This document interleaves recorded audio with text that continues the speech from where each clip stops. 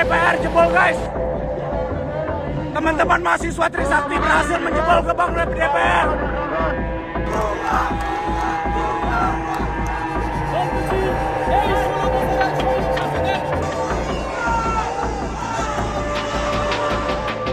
Guys, ada berita heboh bahwa hari ini, detik ini Jakarta dikepung, terjadi demo besar di mana-mana.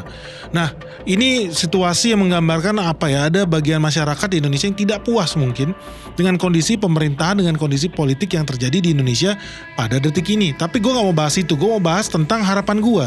Bahwa apa ya, semoga demonstrasi besar-besaran yang terjadi ini tidak berujung kepada kehancuran, tidak berujung kepada kekacauan yang terjadi di negara Bangladesh pada detik ini. Dan semuanya dipicu oleh demonstrasi yang dilakukan mahasiswa juga. Dan lu tahu nggak, begitu kacaunya demonstrasi yang terjadi di Bangladesh, itu Perdana Menteri Bangladesh itu sampai kabur. Banyak pejabat-pejabat di sana juga ikut kabur. Mereka takut digorok lehernya sama rakyat. Apakah hal ini bisa kejadian di Indonesia? Kalau lu penasaran, kok bisa sih Bangladesh porak-poranda hari ini? Jangan di skip video ini, let's check this out.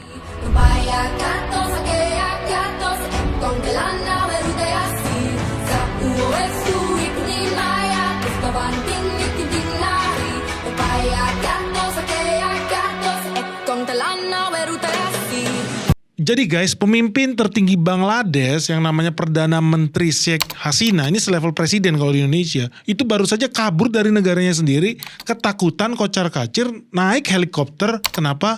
Karena dia takut diganyang sama rakyatnya sendiri guys.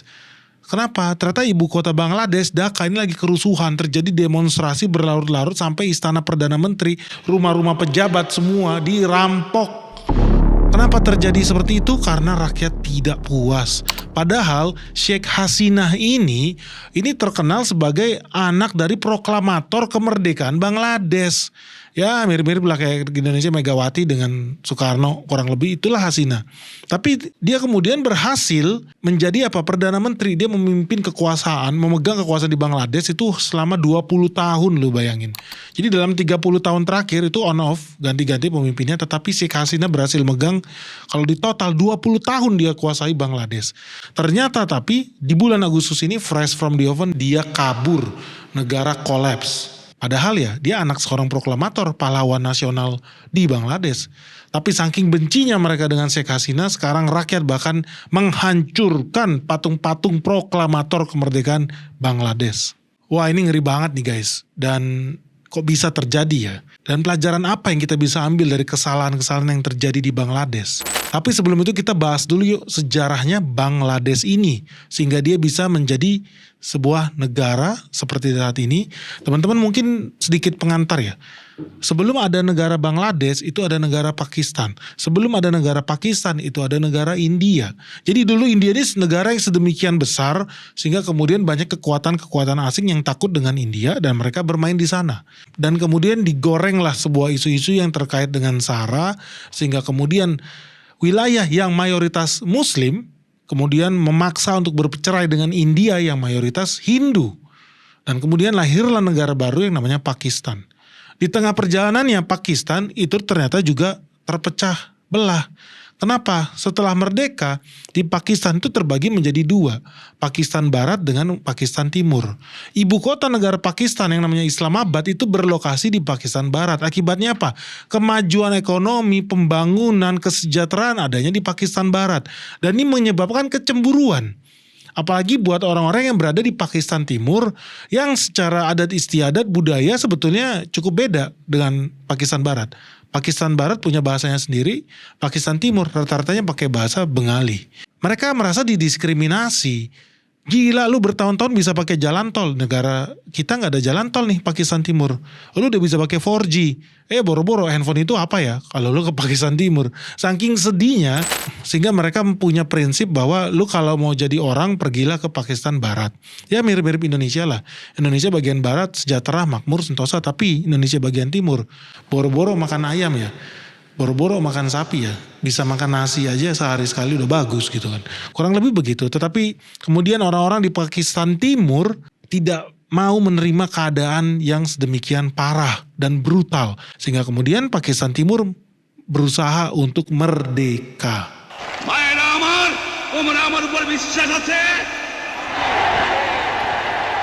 Kemudian di tahun 1952 terjadi protes besar di Dhaka terhadap larangan penggunaan bahasa Bengali itu. Bahasa yang banyak digunakan oleh orang-orang Pakistan Timur. Dan ini memicu pergerakan bahasa yang akhirnya mengarah pada peningkatan kesadaran nasional di Pakistan Timur. Seperti di Indonesia, satu bangsa Indonesia. Satu bahasa Indonesia. Itulah yang dianggap oleh orang Bengali. Sehingga kemudian pada 1970 mereka mengadakan pemilihan umum. Di sana Awami League atau Liga Awami yang dipimpin oleh Sheikh Mujibur Rahman berhasil meraih kemenangan besar.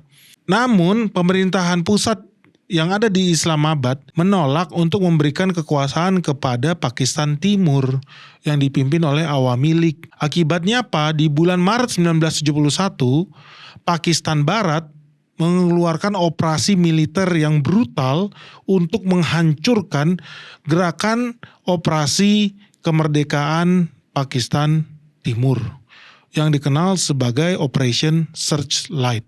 Di sini terjadi banyak kekejaman sehingga mengakibatkan apa? Banyak rakyat Pakistan Timur yang mengungsi massal ke wilayah India.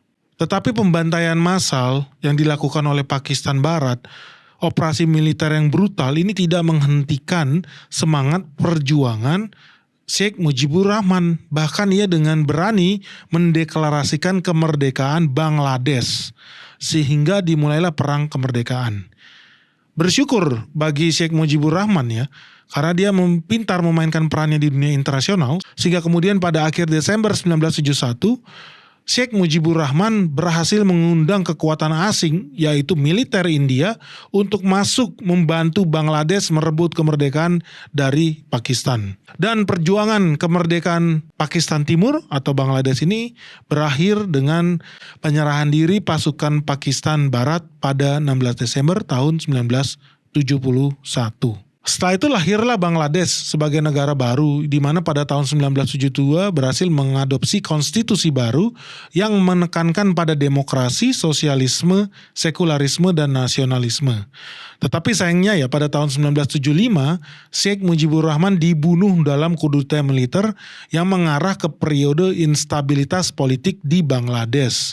Sehingga dari tahun 1975 sampai 1990 bangsa ini mengalami sejumlah kudeta militer dan pemerintahan yang otoriter. Dan berbagai pemimpin militer silih berganti mengambil alih kekuasaan di Bangladesh. Nah di sini gue mau ngasih sedikit gambaran ya. Ternyata peristiwa ini agak-agak mirip dengan di Indonesia. Kalau lu refleksi ke sana, oh Indonesia dulu juga merasa terjajah. Dia minta pisah nih dari pemerintahan Hindia Belanda di bawah kekuasaannya Kerajaan Belanda. Kemudian kita berpisah. Tetapi dalam perjalanannya sebagai sebuah negara baru, Indonesia ini juga berlaku tidak adil ya jujur aja. Indonesia bagian barat sedemikian majunya, Indonesia bagian timur sedemikian menyedihkan dan tertinggalnya. Akibatnya apa? Muncul ketidakpuasan di wilayah Indonesia Timur, which is terjadi sampai sekarang. Yang orang bilang ada apa? Operasi Papua Merdeka, KKB, dan lain sebagainya. Dan kalau kita gali lebih dalam lagi sampai peristiwa Westerling lah, peristiwa RMS lah, Republik Maluku Selatan, semuanya terjadi di Indonesia bagian timur. Yang merasa apa? Ya tidak puas, mereka tidak melihat bahwa negara Indonesia ini memberi keuntungan buat mereka. Yang ada apa? Justru hasil kekayaannya, sumber dayanya, capek habis-habisan diambil untuk mesejahterakan orang-orang yang tinggal di Indonesia Barat. Sehingga kemudian apa? Mereka pengen memberontak, mereka pengen merdeka. Gua rasa itu hal yang sangat relatable ya buat kita. Bahwa kejadian di Bangladesh itu ya sama seperti yang terjadi di kita. Bedanya apa? Ya di sana Pakistan Timur berhasil merdeka. Di Indonesia Timur tidak berhasil merdeka. Meskipun udah begitu banyak operasi militer yang terjadi di sana. Nah, teman-teman ini memberikan kita pelajaran bahwa apa ya? Kalau terjadi ketidakadilan, rakyat itu lama-lama akan memberontak juga. Dan itulah yang terjadi di sana. Tetapi bersyukur bagi pemerintahan Bangladesh atau Pakistan Timur saat itu, mereka bisa membaca kekuatan. Kalau mereka hanya mengandalkan rakyatnya sendiri, ya mereka nggak bisa apa-apa. Mereka miskin, mereka bodoh, mereka nggak punya kekuatan. Sehingga mereka mengundang kekuatan asing, yaitu India, untuk ikut campur berperang di perang saudara yang terjadi di Pakistan. Ini relatable karena ini kemungkinan besar terjadi juga di Indonesia.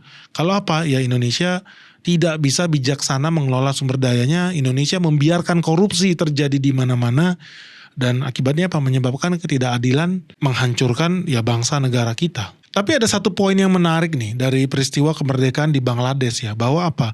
Sebelum mereka mengundang kekuatan asing dengan tentara dan tank dan perlengkapan tempurnya, mereka itu sebetulnya udah berjuang sendirian menggunakan metode-metode gerilya ala anak jalanan. Ini kemudian hari bisa membawa dan menghancurkan Pakistan Timur itu sendiri. Kenapa? Karena ketika di tahun 1971, sejak merdeka, Bangladesh itu sudah menjalin kerjasama antara politikus dan preman jalanan. Tujuannya untuk melindungi para politikus mereka agar mereka selamat. Di sini, politikus di Bangladesh menjalin kerjasama dengan keluarga Ahmed atau terkenal sebagai gangster nomor 1 di Bangladesh. Mereka resmi bekerja sama di mana keluarga Ahmed berperan sebagai pelindung keluarga Sheikh, yaitu Sheikh Hasina, keturunan langsung dari Sheikh Rahman. Dan sebagai kompensasi politiknya, Aziz Ahmed di kemudian hari diangkat menjadi kepala penjaga perbatasan Bangladesh atau Border Guard of Bangladesh. Ini adalah pasukan tertua yang ada di Bangladesh. Dan dia kemudian pada akhirnya di tahun 2018 kembali dipromosikan, diangkat menjadi kepala staf militer oleh Sheikh Hasina itu sendiri. Jadi di sini kita udah lihat ya, ketika seorang buah negara mau merdeka, perjuangannya ya mereka akan cari kerjasama dengan pihak manapun yang bisa membantu mereka mencapai kemerdekaan itu. Jadi dia menggunakan cara yang paling efisien, ada preman jalanan, kita hire, kerjasama, bantu gua merdeka. Nah itu terjadi selama berpuluh-puluh tahun. Kurang lebih ini sama lah seperti yang dilakukan oleh keluarga kerajaan Saudi. Sebelum mereka menggulingkan ya rezim Hashemite, The Kingdom of Hashemite itu, apa yang mereka lakukan? Mereka menggunakan tentara-tentara Wahabi untuk menguasai kota-kota yang ada di, ya sekarang kita tahu ada Mekah, Madinah, atau orang bilang sebagai Hejaz di zaman dahulu. Nah itu digunakan oleh mereka. Jadi ya terjadi persetubuhan politik nih antara yang pegang senjata, atau di sini dalam kasus ini preman jalanan, kemudian dijadikan militer berseragam resmi, dan kemudian mereka mendapat porsi kekuasaan sebagai jenderal di angkatan bersenjata Bangladesh itu sendiri. Nah di sini kita bisa lihat bahwa apa? Oh bagus juga ya. Jadi politikus itu jadi aman. Mereka nggak perlu takut cemas dibunuh oleh Islamabad. Mereka nggak perlu cemas digulingkan oleh agen-agen rahasia musuh mereka. Tetapi di sisi lain ternyata ini menjadikan kekacauan. Ketika apa? Politikus yang seharusnya sipil di negara demokrasi bersetubuh dengan yang namanya militer, terjadi dalam sekian puluh tahun. Akibatnya apa? Negara terbungkus oleh korupsi. Negara terbungkus oleh KKN yang masif terjadi di mana-mana. Ini contoh yang sama dengan Indonesia. Ketika Indonesia kemudian apa? Di eranya Orde Baru itu semua gubernur, kepala daerah, menteri kalau bisa backgroundnya apa? Militer, tentara. Awal-awal bagus, ya awal-awal bagus. Tapi lama kemudian kan tercipta korupsi di mana-mana dan rakyat berontak. Itulah yang terjadi. Kemudian akhirnya apa? Militer nggak boleh lagi masuk politik.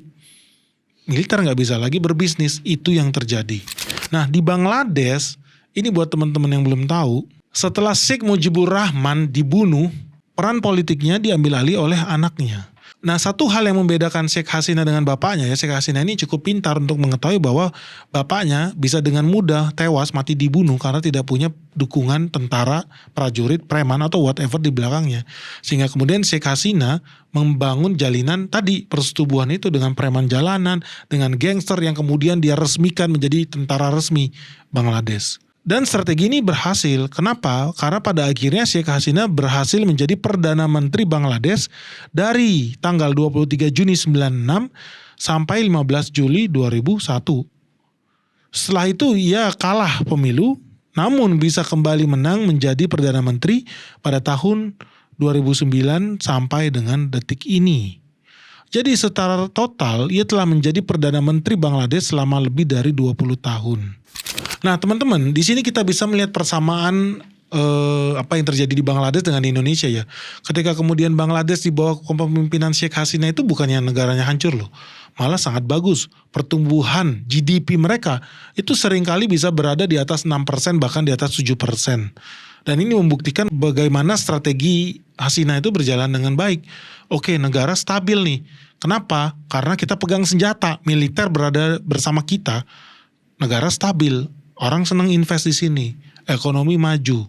Dan bahkan kalau teman-teman ingat video kita tentang tekstil, Bangladesh itu sempat menjadi pusat produksi tekstil di dunia. Sehingga dia mendapati posisi eksportir tekstil terbesar nomor 2 di dunia.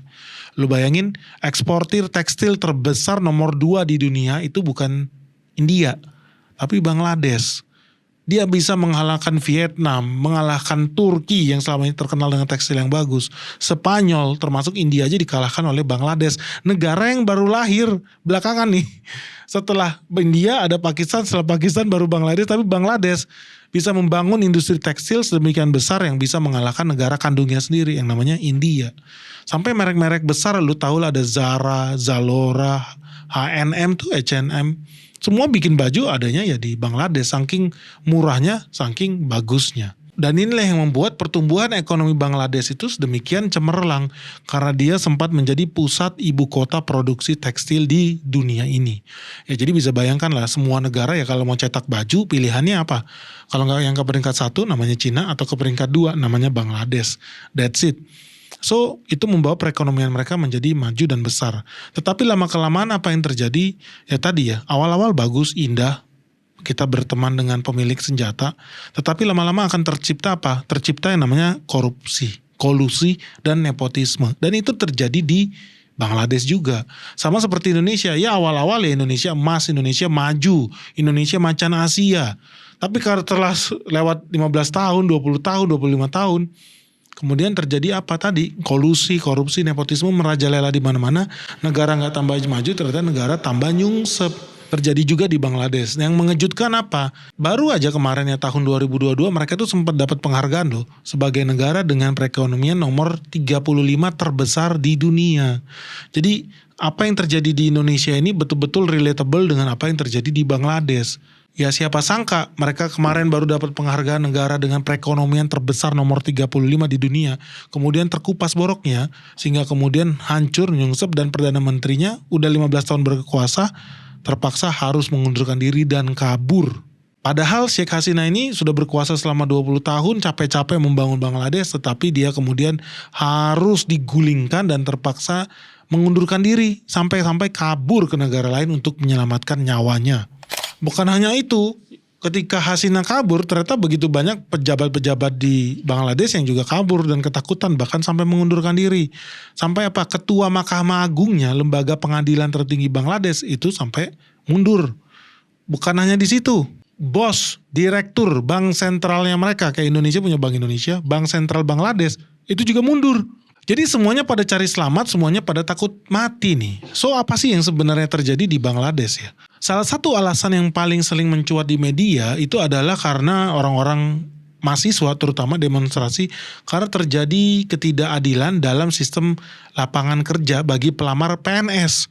Jadi lu bayangin kalau kita lihat, jadi demonstrasi terbesar di Bangladesh itu terjadi karena ketidakadilan dalam proses rekrutmen CPNS maupun PNS itu. Kenapa? Karena terjadi banyak korupsi. Lu mau jadi PNS di sana harus nyogok. Di sana ada sistem kuota. Artinya apa? Kalau dari ada 100 posisi PNS di kementerian kosong, itu ada jatah loh. 30% wajib dikasih oleh tentara atau keluarga tentara. Jadi betul-betul sistemnya itu dibuat untuk menguntungkan Sheikh Hasina. Tadi udah gue bilang ada persetubuhan dengan militer yang membantu dia menguasai Bangladesh. Mereka dikasih jatah kursi buat jadi PNS. Dan sistem ini dianggap gak adil bagi rakyat jelata, bagi orang-orang yang baru sebentar lagi lulus dari kuliah. Gila makin susah nih cari lapangan kerja. Kenapa? Karena di sisi lain industri tekstil di Bangladesh ternyata menuju kehancuran. Ingat ya mereka kemarin sempat terkenal sebagai yang paling hebat, nomor wahid. Semua orang pengen bikin di sana. Tetapi korupsi ternyata semakin kesini semakin masif. Pengusaha makin takut mau berinvestasi, mau berbisnis di Bangladesh. Akibatnya apa? Banyak pabrik yang tutup. Nah teman-teman bayangin ya. Di Bangladesh itu korupsi itu udah semakin parahnya ya. Ketika lu mau bikin pabrik, lu perlu izin mendirikan bangunan, lu harus nyogok pemerintah. Lu mau bisnis alat berat, lu mau impor mesin-mesin karena di sana nggak ada pabrik ekskavator, lu impor ekskavator dari Jepang. Lu harus apa? Lu harus nyogok, kasih pelicin. Lu mau impor, lu harus nyogok, kasih pelicin. Lu mau berusaha butuh izin berusaha. Apa kalau di Indonesia surat izin usaha, lu harus nyogok. Bayangin orang mau buka lapangan kerja, lu harus nyogok, lu harus korupsi. Dan ini ya membuat orang lama-kelamaan gak nyaman berbisnis di Bangladesh. Apalagi kemudian departemen pajaknya itu juga ikut-ikutan korupsi.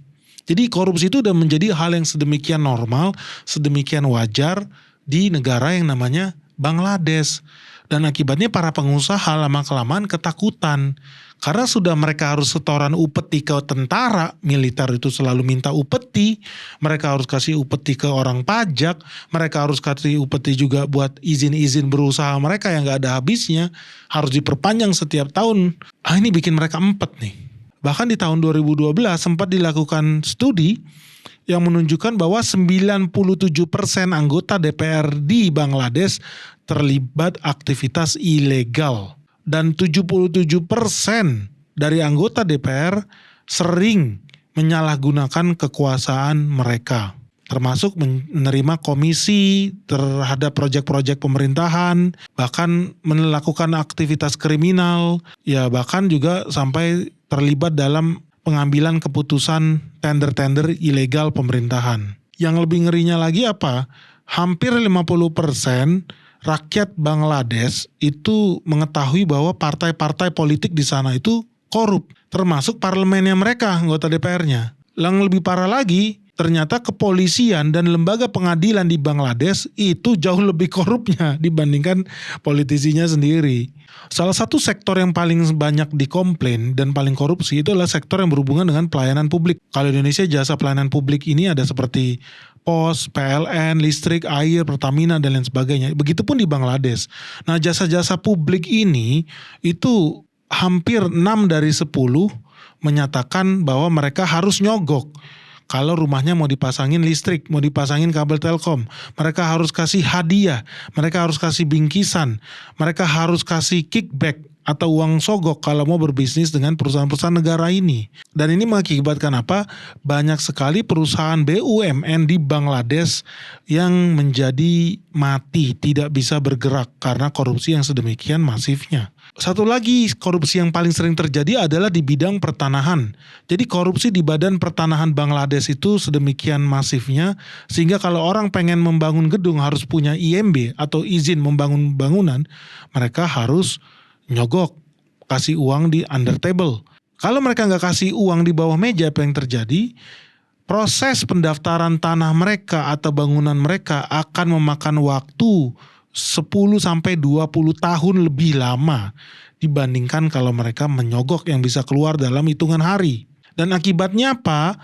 Ketika mereka sudah banyak mendirikan bangunan juga, pemerintah-pemerintah di sana juga tidak melakukan inspeksi. Karena buat mereka yang penting uang sogok sudah masuk, ya udah ini izin mendirikan bangunan lo. Akibatnya jangan kaget, di tahun 2013 bulan April ada bangunan pabrik setinggi 8 lantai yang hancur ambruk. Kenapa? Ya karena sebetulnya mereka bangun itu tanpa supervisi, tanpa izin dan yang jelas dan tidak diawasi. Nah, inilah akibat dari sistem korupsi yang terjadi di bidang perizinan di Bangladesh. Dan satu yang paling terkenal bagi semua orang yang pernah berbisnis di Bangladesh itu adalah sistem perpajakan mereka itu super korup. Tidak ada negara lain yang lebih korup dari sistem perpajakan di Bangladesh. Yang mana para pembayar pajak itu secara sistematis seringkali diminta untuk bayar ekstra. Bahkan mereka seringkali diminta untuk memberikan bingkisan atau kado kepada petugas-petugas pajak. Akibatnya apa? Para tax collector ini banyak yang berkolusi dengan pembayar pajak. Supaya mereka bayar pajak lebih rendah, daripada bayar pajak ke negara, mereka membayar pajaknya ke petugas-petugas pajak itu dalam bentuk sogokan. Guys, ada begitu banyak lagi sih sebetulnya, cuman gue gak bisa bacain satu persatu buat lo. Ini belum lagi di bidang militer, yang mana tentara mereka sering banget demonstrasi di tangsi-tangsi militernya sendiri. Demonstrasi kenapa? Karena jenderalnya mereka, pimpinan mereka seringkali korupsi. Perihal apa? Logistik, pengadaan, dan lain sebagainya. Jadi bahkan tentara-tentara yang kroco-kroco itu mereka demo, mungkin karena gak kecipratan, mereka demo di Bangladesh itu. Ya bisa juga karena mereka cinta negaranya lah, korupsi menghancurkan bangsa mereka. Tapi itu terjadi. Dan belum lagi korupsi yang terkait dengan sistem peradilan, sistem apa? Orang dalam, sistem pengadaan dan lain sebagainya. Jadi nggak heran guys, ketika dilakukan survei ya, indeks korupsi yang berlaku secara internasional, 20 tahun lalu di tahun 2004, dari 145 negara yang disurvei, Bangladesh ada di ranking 145. Jadi lu bayangin dia nggak nanggung-nanggung guys. Kalau bisa ranking nomor 1 dari bawah itu diambil dalam prestasinya di bidang korupsi. Di kepolisiannya, tentaranya, pejabatnya, PNS-nya, politikusnya, pendidikannya, kesehatannya, pajak, semuanya lah pusing. Mereka nomor wahid lah. Jadi kurang lebih dulu itu ada adagium, kalau lu mau menggali ilmu carilah sampai ke negeri Cina kan gitu ya. Kalau lu mau belajar korupsi pergilah ke Bangladesh. Nah di situ dewanya semua di situ belajar korupsi di Bangladesh. Sekarang di tahun 2024 udah disurvei, sekarang ada 180 negara. Tertolong nih Bangladesh, tadinya kan 145 ya 20 tahun lalu yang disurvei. Sekarang ada 180 negara yang disurvei. Ranking mereka ada di ranking 149. Kalau lu lihat, wah hebat ya dia. 149 dari 180 itu karena negaranya dibanyakin guys. Sebenarnya 149 itu ya tetap aja nggak bergerak. 20 tahun lalu 145, sekarang 149, bukan membaik, sebenarnya tambah parah. Karena negaranya aja tambah banyak yang lebih parah lagi yang dimasukin. Ngeri jadi ya. Bangladesh ini bener-bener nggak ada lawannya kalau soal korupsi lah. Nah ini hal yang menyedihkan. Kenapa? Karena kedengarannya lucu, tapi ternyata korupsi, sistem orang dalam, kolusi, nepotisme, anak pejabat, oh ini anak gua, suruh dia jadi menteri, suruh dia jadi presiden dan lain sebagainya, ternyata merusak tata kenegaraan dan merusak sistem ekonomi yang ada terjadi di Bangladesh. Lama-kelamaan investor ketakutan. Dan ini terbukti bahwa apa ya, di beberapa bulan lalu aja udah ada 150 pabrik garmen yang tutup, yang bangkrut di Bangladesh. Dan ini menyebabkan apa, puluhan ribu karyawan kehilangan pekerjaannya mereka. Diperkirakan ini bisa sampai jutaan ya, karena per detiknya udah ada 30 juta pengangguran di Bangladesh. Nah salah satu hal yang bikin masalah ini apa ya, tadi itu korupsi. Begitu banyak buruh-buruh pabrik itu yang berdemonstrasi minta gajinya dinaikkan. Ternyata bukan dapat gajinya naik, mereka malah pabriknya bangkrut gara-gara nggak sanggup lagi bayar gaji, nggak sanggup lagi, buruhnya demo terus. Kenapa buruhnya juga demo? Kenapa pabrik juga nggak naikin gaji? Nggak bisa. Pabrik bilang mereka bisa naikin gajinya, tapi mereka cuma bisa naikin gaji 50% paling hebat. Tapi apa yang terjadi? Buruh menolak guys. Jadi mereka mengadakan demonstrasi besar-besaran, mereka minta naik gaji 300%. Ya pabrik-pabrik itu kelimpungan. Ketika ditanya kenapa dia bisa minta naik gaji 300%, jawaban buruh simple. Ya itu tetangga gue sama, umurnya sama, lulusannya sama, tapi dia kerja di PNS. Kok gajinya bisa 3 kali lebih banyak dari kita? Kita mau dong kayak orang PNS itu juga. Jadi mereka merongrong perusahaan untuk kasih mereka penghasilan yang sama dengan PNS itu.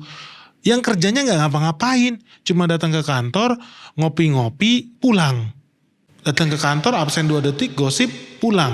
Terima gaji 3 kali lebih banyak. Menurut mereka itu gak masuk akal. Sementara mereka kerja banting pulang dari pagi sampai sore, kerja di pabrik.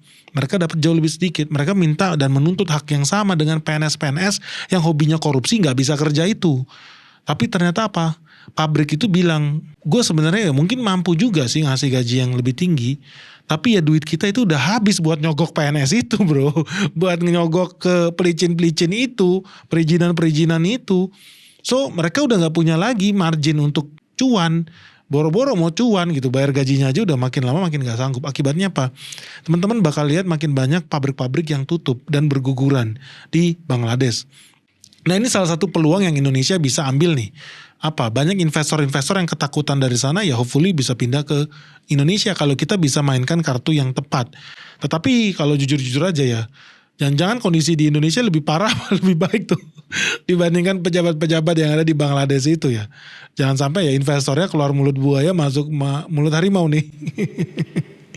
Nah teman-teman ya, ini bakal bikin sebuah lingkaran setan di Bangladesh. Bayangin, pemerintahnya, pejabatnya, PNS-nya korup di situ, politikusnya semuanya korup. Akibatnya apa? Pengusaha nggak mau invest di situ. Akibatnya apa? Terjadi PHK massal. Ketika terjadi PHK massal, para rakyat punya harapan apa? Nggak mau nganggur. Mereka jadi kriminal atau mereka tadi berharap pemerintah menyediakan lapangan kerja bagi mereka. Tetapi pemerintah udah bilang apa? Kita juga nggak bisa ngasih lu lapangan kerja. Lapangan kerjanya udah ada kuotanya. Khusus untuk keluarga-keluarga militer. Karena terjadi persetubuhan itu dengan militer. Yang bisa jadi orang militer ya diutamakan orang dalam. Yang bisa jadi polisi diutamakan orang dalam. Yang bisa jadi PNS diutamakan orang dalam. Itu yang terjadi di Bangladesh, akibatnya rakyat berontak. Nah lalu bagaimana ya dengan di Indonesia? Menurut teman-teman apa yang terjadi di Bangladesh bisa nggak terjadi di Indonesia? Demonstrasi besar di mana-mana, rakyat sangat kecewa dengan korupsi yang terjadi sangat masif, dan itu dibuktikan dengan ranking korupsi Indonesia. Dari 180 negara yang ada di dunia, tahun 2022 ranking kita itu 110. Tahun 2023 disurvei lagi, ranking kita turun 115. Tahun 2024 kalau disurvei lagi, jangan-jangan posisi kita kompetitif nih sama Bangladesh nih. Gawat kalau itu terjadi guys. Kenapa? Ya ini sedikit pesan lah buat para penguasa, pejabat, pemerintah di atas sana ya. Jangan hidupnya itu gak pernah injek bumi, sehingga gak tahu realita di atas dengan realita di bawah sedemikian berbeda drastis. Karena ya gue kenal banyak beberapa teman-teman ya mungkin bukan posisi eselon 1 lah, masih eselon 2, eselon 3. Tetapi mobil mewahnya di mana-mana. Rumah megahnya di mana-mana. Sungguh sangat jomplang dengan ya penghasilan warga sekitarnya. Enggak manusiawi dan enggak masuk akal. Kalau sekarang kalian duduk-duduk di atas sana tenang-tenang aja karena kalian punya jabatan politis atau karena kalian punya jabatan dari PNS itu semua sementara menurut gua. Karena akan ada titik di mana rakyat ini tidak akan permisif. Dia tidak akan diam aja melihat ketidakadilan itu. Kenapa lu cuma modal punya pulpen doang, lu bisa berhak dapat Rubicon baru? Kenapa karena lu cuma modal pulpen doang, lu bisa dapat pesawat jet baru? Kenapa karena modal pulpen doang, tanda tangan, lu bisa dapat minyak pelumas seharga rumah 20 miliar? Itu kan tidak adil ya. Sementara rakyat di bawah itu disuruh bayar pajak terus menerus. Disuruh setia sama bangsa dan negara. Suruh setia dengan partai politik. Padahal mereka semua juga gak ada yang mikirin lu pada. Pada akhirnya apa ya, lama-lama manusia kan memang bodoh ya. Manusia Indonesia mungkin rata-rata IQ-nya katanya di bawah rata-rata, jadi mudah dibodoh-bodohi. Jadi manusia Indonesia dilahirkan untuk memperkaya pejabat-pejabat di sana. Politik-politik di situ, memperkaya pegawai-pegawai PNS pemerintahan itulah. Mungkin memang begitu. Kenapa? Karena kalau dipikir dari logika 280 juta rakyat Indonesia, yang jadi PNS berapa sih? Nggak nyampe 20%. Tapi kenapa mereka berhak mengontrol 80% rakyat Indonesia ini? Dan kenapa yang 80% ini tidak berhak menuntut hal yang sama, mendapatkan fasilitas dan kenikmatan yang sama? Jangan sampai situasi yang terjadi di Bangladesh bisa ketularan ke Indonesia. Karena yang udah-udah nih seperti Arab Spring itu cuma terjadi di satu negara loh. Tapi kemudian meletus kemana-mana. Ada di Mesir, sampai masuk ke Arab, masuk ke Turki, masuk ke Irak dan lain sebagainya. Itu melebar kemana-mana. Dan itu sama spiritnya sama dengan yang terjadi di Asia Tenggara nih. Ya ini sebenarnya masuknya lebih ke Asia Selatan ya. Tapi ternyata Bangladesh itu berbatasan loh dengan Myanmar. Bangladesh kerusuhan ternyata terjadi Spring juga loh. Tahu gak kalian Myanmar sekarang sedang kerusuhan. Terjadi perang antara sipil dengan militernya.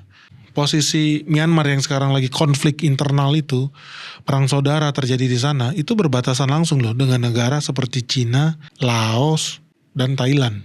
Dan negara-negara itu sekarang sedang ya waspada juga, mereka mengirimkan militer ke perbatasan supaya jangan menular upaya-upaya revolusioner yang terjadi di negara-negara Bangladesh dan Myanmar ini. Tapi bukan gak mungkin itu bisa kejadian juga masuk ke Asia Tenggara. So teman-teman ya kita akan menyaksikan ya demonstrasi yang terjadi di Indonesia ini kira-kira akan berlanjut terus atau akan semakin padam. Kalau gue sih punya harapan dan kita semua wajib punya harapan yang baik untuk Indonesia.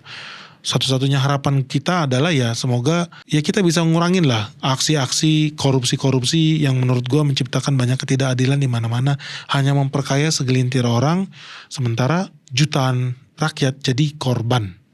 Kita nggak mau situasi Bangladesh itu menular, sudah menular ke Myanmar dan jangan sampai menular ke Indonesia. Kalau menurut kamu ya, kenapa ya di Indonesia ini negaranya suka banget korupsi ya dan suka banget nyogok KKN itu kok bisa terjadi di mana-mana ya, di segala bidang pemerintahan. Nah kalau di Bangladesh kan udah jelas ya, korupsi KKN itu terjadi masif karena memang ada persetubuhan politik nih antara kaum politisi dengan kaum militer.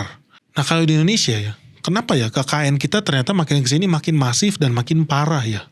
Apa yang terjadi di Indonesia ya? Kok bisa ya? Kira-kira apa sih penyebabnya?